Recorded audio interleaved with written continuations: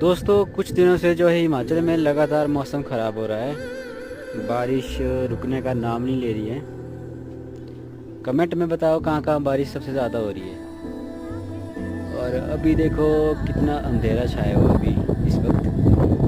अभी बज रहे हैं 1:53 हो गए हैं और काफ़ी ज़्यादा धुंध छाई हुई है।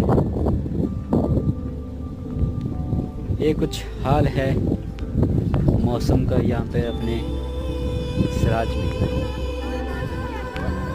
सभी दोस्त अपने अपने घरों में सुरक्षित रहे और सफ़र ना करें।